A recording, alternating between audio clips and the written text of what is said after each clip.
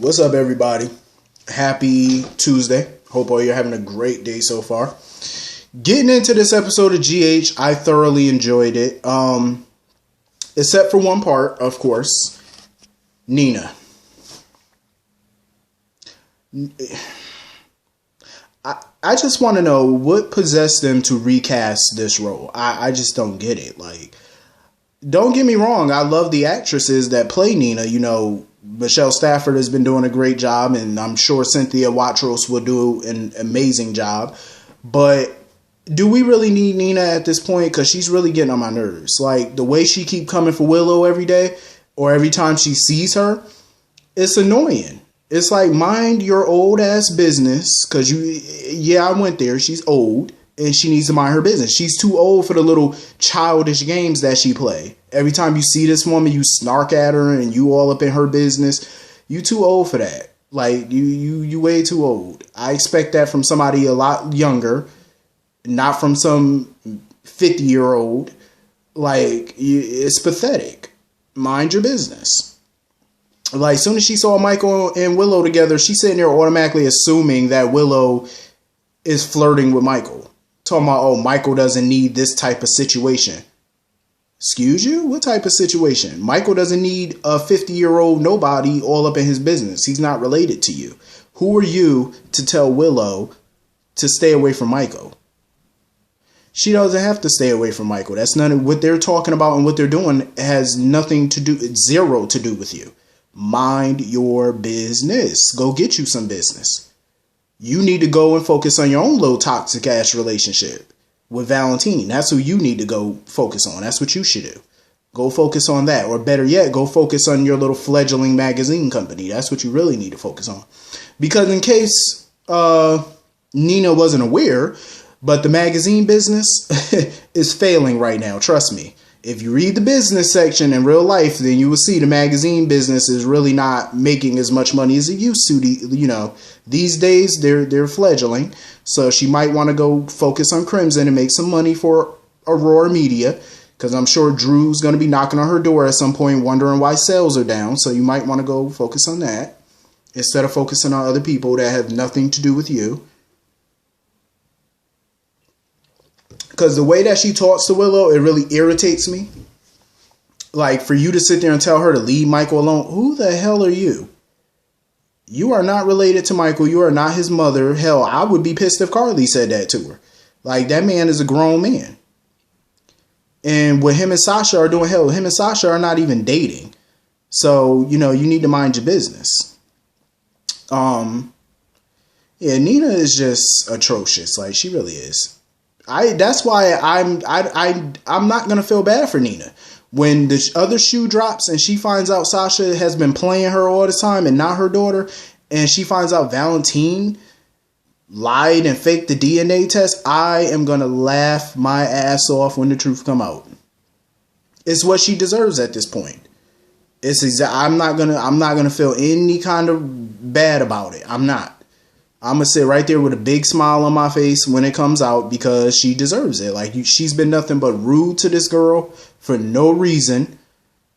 Like, you know, just always coming up antagonizing her. And it's annoying at this point. It's like she needs to mind her business. She's too old. Go get a life. Period. Go get a life. Chase, another idiot. He needs to go to the nearest Dunkin' Donuts and do what cops do and go feed your face with a donut and some stale coffee. Like, he pissed me off too for a number of reasons, but the main one is he showed up at the safe house or whatever looking for Kristina. Kristina basically came up with a lie about her basically needing space and to get away, and he bought it.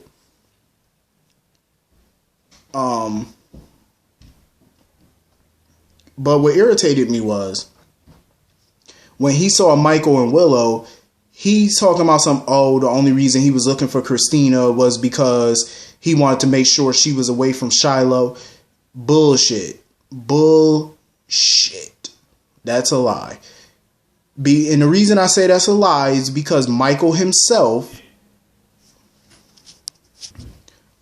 told him that Kristina was fine. She was safe.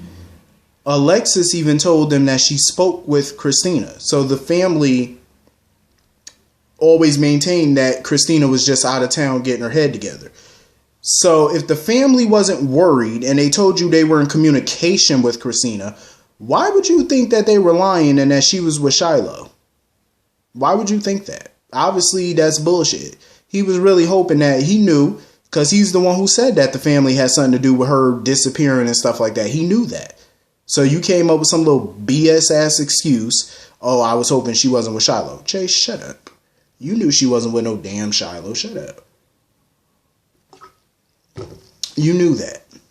Because the call that came into Valerie already proved that the call came from Alexis' cell phone. Y'all already knew that. So you knew that she was fine. You were just hoping to bust the family and lock them up for kidnapping. Just be honest about it, because that's exactly what he was hoping for. He needs to stop them lies. She was with Shiloh. Shut up. You know damn well that was a lie. So anyway, that scene with, Christina was actually tolerable today because she was actually talking some sense today. So I guess she's going home with Sonny or Alexis, whatever. I enjoyed their scene today where she was like, Sonny was basically telling her, if he got to kidnap his family or whatever to keep them safe, he's willing to do that. And it was so funny because Alexis was like, excuse me, we don't talk about crimes.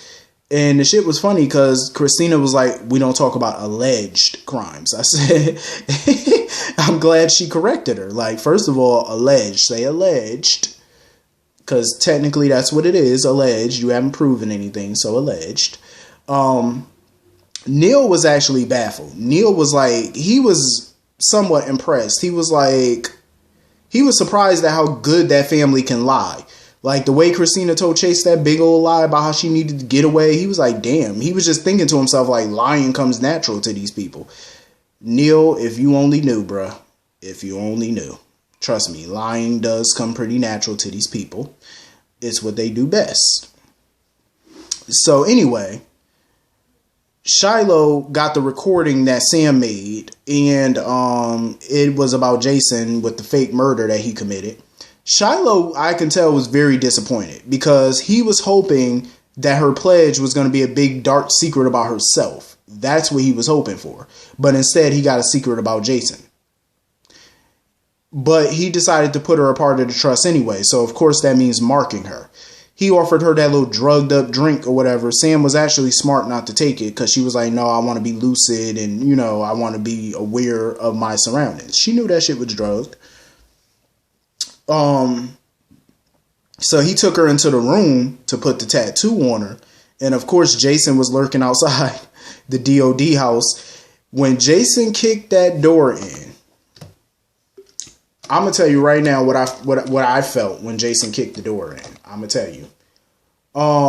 When he kicked open that door, the only thing that popped into my mind was the Biggie Smalls, Notorious B.I.G. song, where he said, kicked in the door, waving the 4-4. That's what popped into my mind when Jason kicked that door in with his gun out. I said, Biggie Smalls came into my mind. I got to remember what song that was. Kick in the door, waving the 4-4. All you heard was Jason, don't hit me no more. I swear, Jason kicking in that door reminded me of that. I swear. So this whole plan of Sam's was very anticlimactic. It was underwhelming, to say the least. So Jason kicks in the door. He saves her. And then what? Where do we go from here? Like, that's what I want to know. Because they still have no proof of nothing that could arrest Shiloh at this point. So what was the purpose? I'm just saying. So anyway, moving on from that mess. What else? Maxie and Peter, I still don't care for them. I do think it's nice that they're going to Paris for their first date. I mean, how many people could say they went to Paris? Especially on a first date. Now, that's major. But, Maxie was basically letting him know. At first, she was having doubts about the two of them. But then she put all that to the side and was like, she can't, keep paralyzing her life. And she got to move on and stuff like that. So, whatever. I'm still not a fan of this relationship. I'm not. So, moving on from that.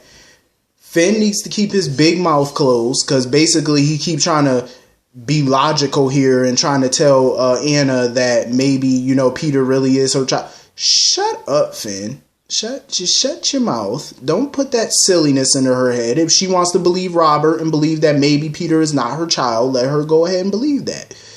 We do need proof, though, but look, let her believe it. Finn, stop trying to talk her out of believing this. Shut your trap. Shut your mouth. Go heal the sick. That's your job. Focus on what you do. And stop trying to talk her out of something that is necessary. Be quiet. Nobody asked for your input. If she wants to believe Peter is not her child, let her believe it. Shut your mouth. And go get you some business. I got some business for him. Why don't you go find Hayden? Go find out where she at.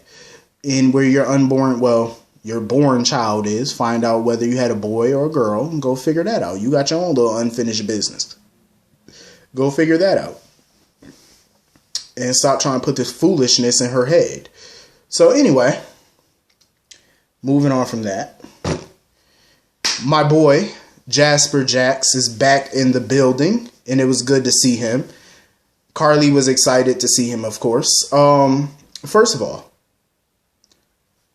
I've seen so many articles online where fans were saying that they want Jax and Carly back together. Let me tell you something. I'm going to be honest. I saw the chemistry between Jax and Carly today. They still got that chemistry. But here's the problem. For me, this is just my opinion. I do not want Carly and Jax back together. I don't. I liked them when they were together back then. They had a good relationship, a lot of ups and downs. It was a lot of good times, but it was a lot of bad times. That's not really the point, though. The thing is, because every relationships have their ups and downs, but the reason I don't want them back together, and I've said this a billion times in the past, Jax brings out the best in Carly from what I've seen over the years. He really does. He brings out the best in her. When he's with her, she's so calm. She's not as irritating. She's tolerable. But the problem is Carly brings the worst out in Jax. Like, during their marriage, she had him doing shit he ain't never did. Like, the constant bickering, the going behind her back and doing things. Jax wasn't really about that. He was just trying to keep her and the kids safe. And she just kept going back to the danger. You know what I mean? And he just got sick of it. So, and when I say one of the reasons she brought out the worst in him was that whole custody battle they had over Jocelyn 7-8 years ago. You saw the worst in Jax come out. Like, he paid that mediator off. He was just a different person during that custody battle. Even Alexis had to step down as his attorney. And, Alexis always defended Jax. She was always, Jax's confidant, best friend. Even she was appalled by some of his actions. You know what I mean? And that was due to Carly. They just brought the worst out in that man. I would hate for him to get back with her, because you're just going to get more of that different version of Jax. But like I said, they're good. The chemistry is good, but I just feel like relationship-wise, romantically, that ship has sailed. They should, they're better off as friends, in my opinion, and co-parents. Like, even today, I like the conversation that they had. They're just trying to figure out how to, be there for their child.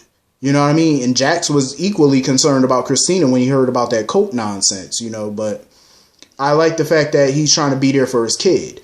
And see, this is what I was talking about before. Some people saying Jax was an absentee father. Let me tell you something. If Jax was an absentee dad, yeah, he lived on the other side of the world, but he never ignored Jocelyn. Never. Jocelyn, anytime she talks about Jax, she always had a smile on her face, never had nothing bad to say about him. That told me that they were in a good place. And she wasn't being neglected by him. And a lot of times Carly would mention, whenever we don't see Jocelyn for days and stuff, she would mention that she's out of town with Jax. So she did see and speak to him often. Like, even today they mentioned how Jax would call, he was in constant communication with Jocelyn. During the whole Oscar situation and stuff, he talked to Jocelyn practically every day. What I want to know is, when the hell did Jason and Jax become so buddy-buddy? Like today, they were basically, saying, you know, how grateful they are for this and thank you for this and thank you for that. I'm like, huh? I mean, I can understand Jax thanking Jason because Jason has been there for Jocelyn. So I could definitely understand his gratitude. But they were acting a little too chummy today. Sitting there joking around with Carly and stuff. They were acting a little too chummy. I'm like, as far as I remember, Jax couldn't stand Jason and Jason couldn't stand Jax. They tolerated each other because of Carly. But okay. I was like, so Carly was basically asking Jax if he was staying at the Metro Court. First of all, I understand he's probably going to be staying there for free and whatnot. Of course, you know, Carly's not going to make him pay. I mean, hell, he used to own the place. Well, co-own it. But shouldn't Jax, I mean, if he's going to be in town for a while, shouldn't he be staying at the lake house?